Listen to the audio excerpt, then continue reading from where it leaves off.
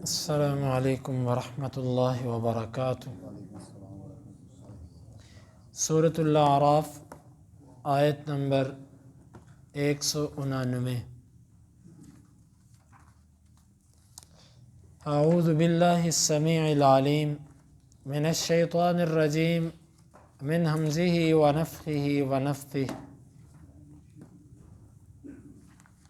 ہوا وہ، الذی وہ ذات ہے، خلق اس نے پیدا کیا، کم تم کو، من سے، نفس جان، واحدہ ایک، وجعل اور اس نے بنایا، منہا اس جان سے، زوجہا اس کی اہلیہ کو، لیسکن تاکہ وہ سکون اختیار کرے، الیہا اس کی طرف، فلما پس جب، تغشاہا اس نے ڈھانپا اسے، حملت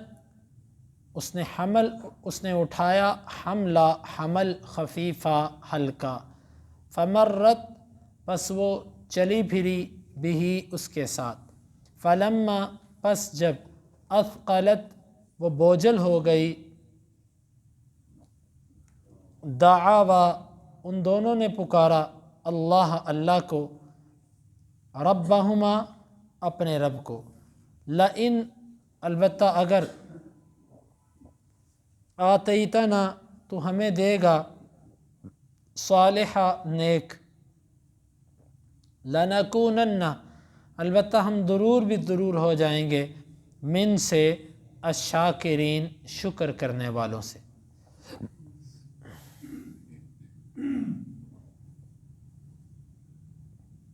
فلما پس جب، آتاہما اس نے دیا ان دونوں کو، صالحہ نیک، جعلا ان دونوں نے بنایا، لہو اس کے لیے، شرکاء شریک، فیما اس میں، آتاہما جو اس نے دی ان کو، فتعالی پس بہت بلند ہے، اللہ عما اس سے، یشرکون جو وہ شریک بناتے ہیں، ایشرکون کیا وہ شریک بناتے ہیں، ما اسے، لا یخلق نہیں وہ پیدا کرتا، شیئا کسی بھی چیز کو، وہم حالانکہ وہ، یخلقون پیدا کیے جاتے ہیں، ولا یستطیعون اور نہیں وہ طاقت رکھتے، لہم ان کے لیے، نصرا کسی مدد کی، ولا اور نہ، انفسہم اپنے نفسوں کو وہ، ینصرون مدد دے سکتے ہیں۔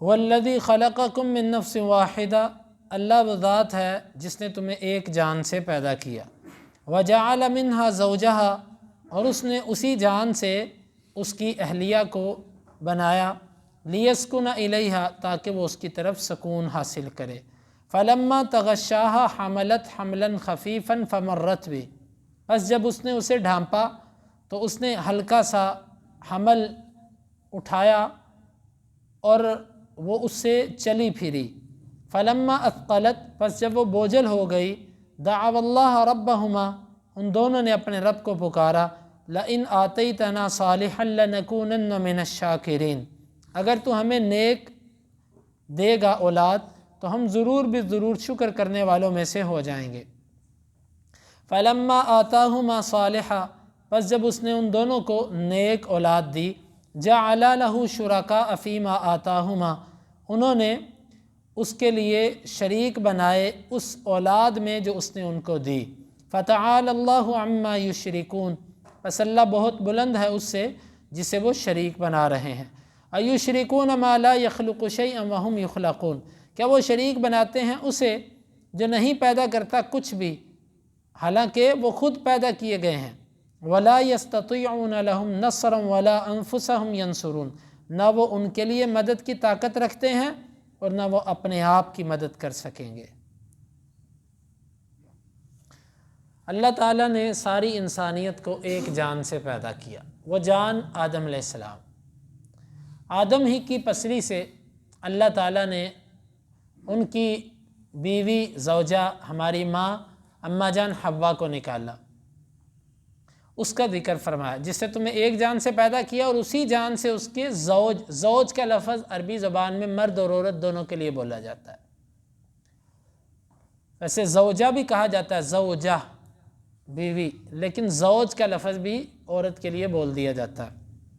اس کے زوج کو پیدا کیا، کیوں پیدا کیا؟ لیسکن الیہا، تاکہ وہ اس سے سکون حاصل کرے۔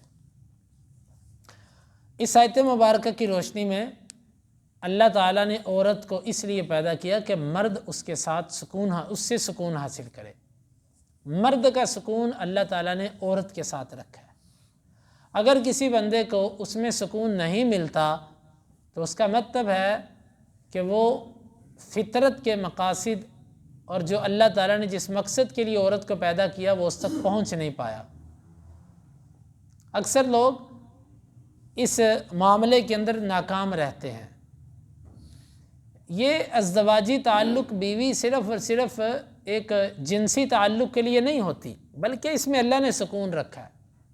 اس کا وجود ہی جب بیوی بن کے کوئی آتی ہے تو اس کا وجود ہی اس مرد کے لیے سکون ہوتا ہے۔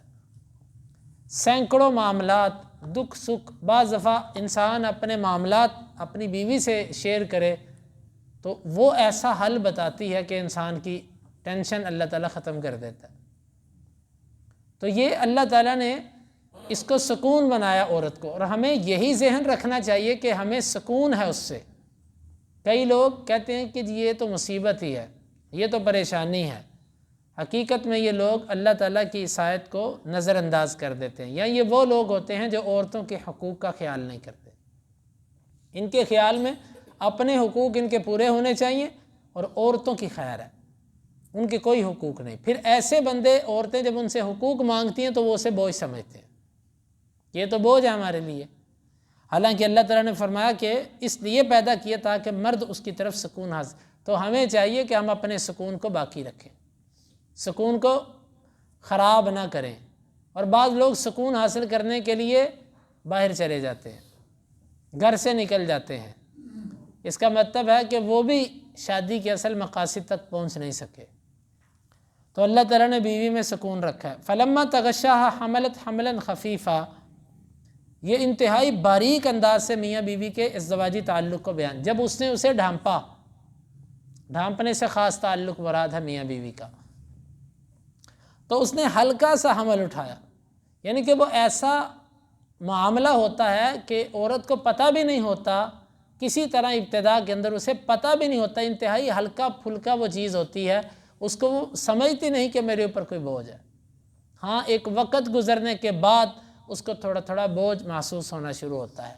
اللہ تعالیٰ نے فرمایا کہ وہ ہلکا سا اس نے حمل اٹھایا اور وہ چلتی پھرتی رہی، اور جب وہ بوجھل ہو گئی، یعنی عرصہ گزرنے کے بعد جب اسے بوجھ محسوس ہونا شروع ہو گیا، جسم بڑا ہونا شروع ہو گیا، تو ان دونوں نے اللہ کو پکارا، اللہ اگر تو ہمیں نیک اولاد دے گا تو ہم، اگر تو ہمیں صالح سے مراد صحیح سلامت عیوب سے پاک نیک بچہ دے گا، ہم ضرور تیرا شکر ادا کرنے والے ہو جائیں گے۔ جب اللہ تعالیٰ نے ان کو دیا تو انہوں نے بعد میں شریک بنانا شروع کر دیا۔ اس آیت کی دو طرح کی تفاسیر ہیں۔ ایک تفسیر یہ ہے کہ آدم اور حوا کی کوئی اولاد زندہ نہیں رہتی تھی، جو بچہ ہوتا وہ فوت ہو جاتا۔ شیطان آیا اماں حوا کے پاس اور کہنے لگا کہ تم اب جو بچہ ہو نا اس کا نام عبد الحارث رکھنا۔ انہوں نے نام عبد الحارث رکھا، یہ ترمذی کی روایت ہے۔ پھر بچہ زندہ رہا، تو اللہ تعالیٰ نے فرمایا کہ تمہیں اللہ نے اولاد دی اور تم نے اللہ کے ساتھ شرک یہ کیا کہ تم نے شیطان کے کہنے پر چلنا شروع کر دیا۔ حکم اللہ کا ہونا چاہیے تھا، تم نے اس حکم میں شیطان کی بات کو داخل کر دیا۔ یہ روایت، لیکن یہ روایت ضعیف ہے، سند کے اعتبار سے یہ روایت بالکل ثابت نہیں۔ درست بات یہ ہے کہ اللہ تعالیٰ نے شروع میں آدم اور حوا کا ذکر کیا، اور اس کے بعد ہر انسان یعنی کہ اکثر عرب کے لوگوں کا یا دیگر لوگوں کا ذکر کیا کہ ان میں سے ہر ایک کی کیفیت یہ ہوتی ہے کہ جب میاں بیوی آپس میں ملتے ہیں اور حمل کا معاملہ ہوتا ہے تو اس کے بعد جب مشکل ہوتی ہے تو اللہ کو پکارتے ہیں کہ اللہ تو آسانی پیدا کر دے، اللہ تو مشکل ٹال دے، اور جب اللہ تعالیٰ اولاد دے دیتا ہے تو پھر اللہ کے ساتھ شرک کرنا شروع کر دیتے ہیں۔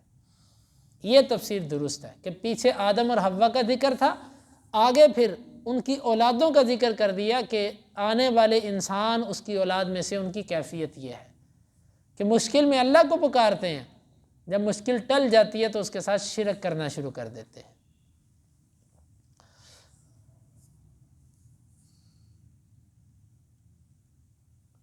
اور آگے اللہ تعالیٰ نے فرمایا کہ فَتَعَالَ اللَّهُ عَمَّا يُشْرِكُونَ، اللہ اس سے بڑا بلند ہے جس کو وہ شریک بنا رہے ہیں۔ اللہ تعالیٰ کی ذات بہت اونچی ہے، جسے یہ اللہ کے ساتھ شریک بناتے ہیں وہ انتہائی حقیر ہے۔ أَيُشْرِكُونَ مَا لَا يَخْلُقُ شَيْئًا وَهُمْ يُخْلَقُونَ، بڑی زبردست دلیل پیش کی، کیا یہ انہیں شریک بناتے ہیں جو بیچارے خود پیدا ہوئے ہیں اور وہ کچھ پیدا نہیں کر سکتے؟ معلوم ہوا کہ پیدا ہونے والا اس میں اللہ کی صفات نہیں ہو سکتی، وہ تو خود مخلوق ہے۔ آج ہم جن کو غوث، جن کو مشکل کشا، جن کو داتا اور جن کو یہ سب نام ہم دیتے ہیں، یہ سب مخلوق ہیں، یہ سب پیدا ہوئے، یہ اللہ کے ساتھ شریک نہیں ہو سکتے۔ ہم کہتے ہیں جی اللہ تعالیٰ نے نظام ان کو دے رکھا ہے۔ اچھا جب یہ پیدا نہیں ہوئے تھے تب نظام کن کے پاس تھا؟ جی اللہ تعالیٰ نے کتب بنائے، کتب ہوتے ہیں، ایک ابدال ہوتے ہیں، وہ نظام کائنات کا چلاتے ہیں۔ اچھا جب وہ نہیں ہوئے تھے کتب ابدال تو بھی نظام چل رہا تھا، اس وقت کون تھا؟ اگر اس وقت کوئی اور تھا تو وہ ایکسپائر کیوں ہوا؟ نیا لانے کی کیا ضرورت پڑی؟ یہ فضولیات، اللہ کے ساتھ شرک، یہ ان لوگوں کے لیے ہوتا ہے کہ جو لوگ اللہ تعالیٰ کی توحید کو سمجھے نہیں ہیں، اللہ کی ذات کو سمجھے نہیں، وہ لوگ ایسا اللہ کے ساتھ معاملہ کرتے ہیں۔ بڑا اللہ تعالیٰ نے ایک اصول بنا دیا، جو مخلوق ہوتی ہے، جو پیدا ہو، وہ اللہ کا شریک نہیں ہو سکتا کسی بھی چیز کے اندر۔ اللہ اس کے آگے کوئی محتاج نہیں، اللہ چاہے اس کی دعا قبول کرے، چاہے نہ کرے، وہ رب ہے، اس کی مرضی۔ وَلَا يَسْتَطِيعُونَ لَهُمْ نَصْرًا وَلَا أَنفُسَهُمْ يَنصُرُونَ، نہ وہ ان کی مدد کر سکتے ہیں اور نہ وہ اپنی مدد کر سکتے ہیں۔ دیکھیں بڑے سے بڑے پیر، بڑے سے بڑے لوگوں کو شفائیں دینے والے خود بیماریوں میں مبتلا ہوتے ہیں، پھر وہ مرتے بھی ہیں ان بیماریوں میں۔ نہ وہ اپنے سے موت ٹال سکتے ہیں، نہ اپنے سے بیماری دور کر سکتے ہیں۔ اللہ تعالیٰ کہتا ہے نہ ان کی مدد کر سکیں گے اور نہ اپنی مدد کر سکیں گے، بے بس اور بے اختیار۔ یہ تو دنیا میں باتیں ہیں نا، جتنی مرضی کر لو کہ جی فلاں ہماری مدد کر دے گا، فلاں مدد کر، نہیں، میرا اللہ تعالیٰ کہتا ہے کوئی کسی کی مدد نہیں کر سکتا۔ وَلَا يَسْتَطِيعُونَ لَهُمْ نَصْرًا وَلَا أَنفُسَهُمْ يَنصُرُونَ۔